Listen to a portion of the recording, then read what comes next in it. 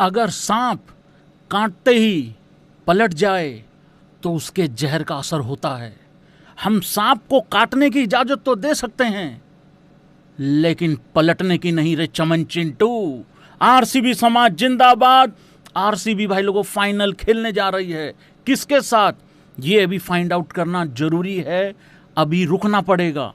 देखो, अगर गुजरात टाइटंस को रोकना है तो यहीं रोक लो। अगर ये किसी तरीके से फाइनल में आ गए फिर आरसीबी को भी दिक्कत हो जाएगी भाई लोगों, क्योंकि वहां इनको हराना इम्पॉसिबल नहीं है लेकिन मुश्किल है।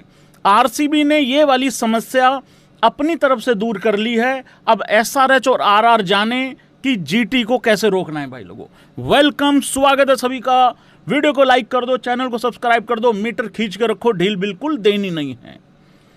27 मार्च का वो दिन जब आईपीएल शुरू होने से ठीक पहले मैं लाइव शुरू किया था और आईपीएल पे बात कर रहा था कि कल से आईपीएल चालू हो रहा है, ऐसे करके हमने लाइव चालू किया था।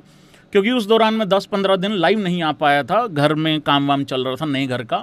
व्लॉग भी देख लेना, ये भी लाइफ इन्फो पे, वो वाला भी आप लोगों के लिए अवेलेबल है, डिस्क्रिप्शन में लिंक भी है सारी चीज़ों का, वो भी एक बारी देख लेना जरा। तो मैंने उस 27 मार्च वाले दिन भाई लोगों को कहा था, और किस किस को याद है जरा कमेंट बॉक्स में ऐसे भी कर देना। कोई बहुत बड़ी बात नहीं है कि आरसीबी अपना दूसरा बैक टू बैक फाइनल खेल जाए और हो सकता है भाई लोगों जीत भी जाए। बिल्कुल तारीफ करेंगे लेकिन थोड़ी थोड़ी करेंगे ताकि नजर वजर ना लगे। फाइनल में चली गई आरसीबी, इसका क्या फायदा है? देखो, इसका सबसे बड़ा बेनिफिट ये है, आप मेंटली रिलैक्स हो जाते हो। इसका नुकसान भी हो जाता है कई बारी, लेकिन इस टीम को फायदा होगा। अब वो तलवार नहीं लटकेगी अगले मैच में, हाय हार गए तो बाहर हो जाएंगे।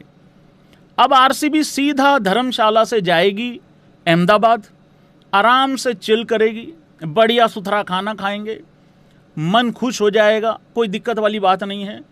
तमाशा देखेंगे टांग पे टांग रख के कि दूसरी तरफ से आरआर एसआरएच का क्या होगा, उसमें से जो जीतेगी फिर जीटी और उस टीम में क्या होगा, फिर कोई टीम फाइनल के लिए आएगी।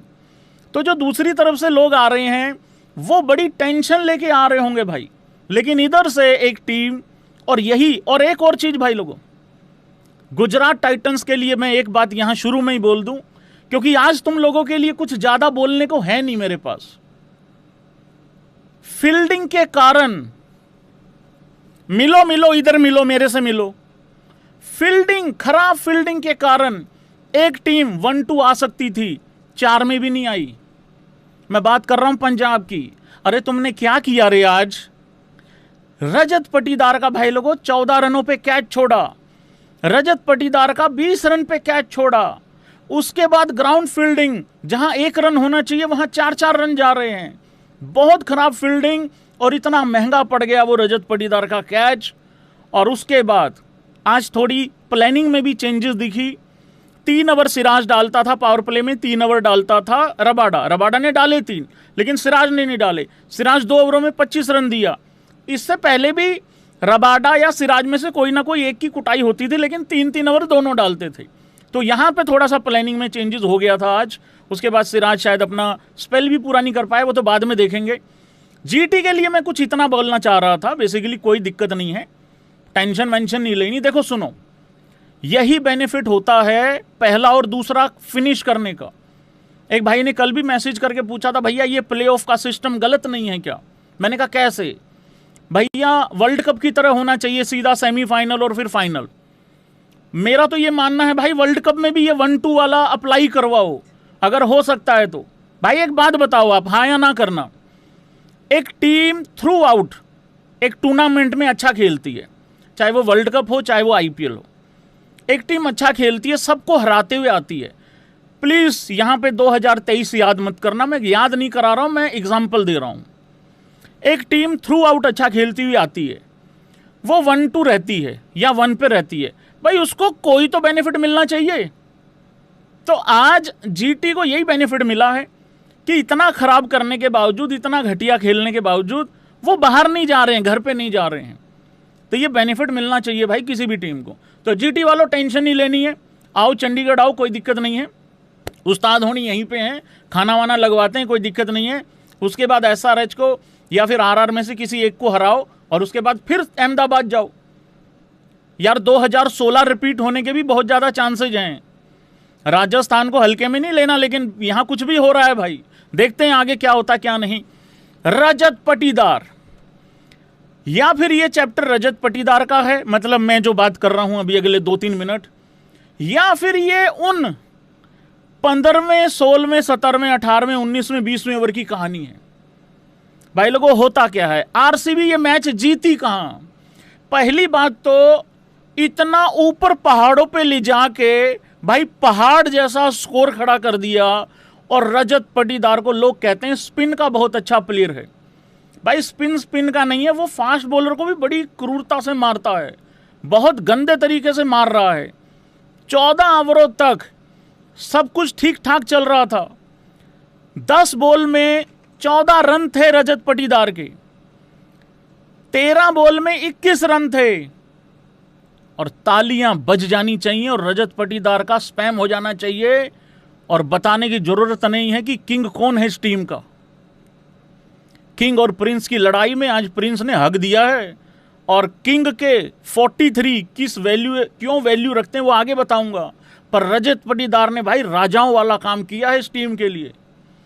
एक ऐसी टीम जो आईपीएल का फाइनल नहीं जीत रही थी, अपनी कप्तानी में एक रिप्लेसमेंट आया था, कभी एक रिप्लेसमेंट आया था, और उसके बाद क्या रिप्लेस कर दिया है उसने।